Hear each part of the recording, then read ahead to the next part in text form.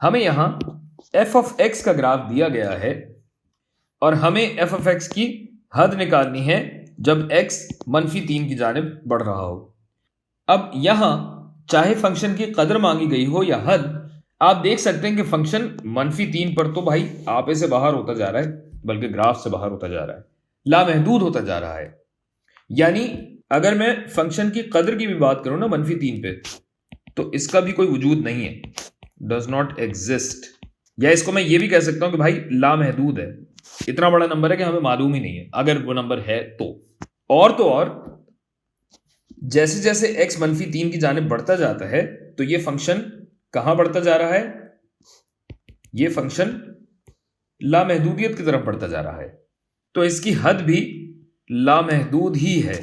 बेहतर यह है कि आप लिखें डज नॉट एग्जिस्ट, इसका कोई वजूद ही नहीं है। अब वैसे तो आप ये जानते भी हैं और समझते भी हैं, लेकिन वीडियो थोड़ी लंबी करने के लिए बताता चलूं कि देखिए, हो सकता है कि फंक्शन की कोई हद हो, यानी ऐन मुमकिन है कि ये लामहदूदियत दरअसल महदूद हो, किसी पॉइंट पे जाके ये फंक्शन रुक रहा हो और बस कोई बहुत ही बड़ा नंबर हो।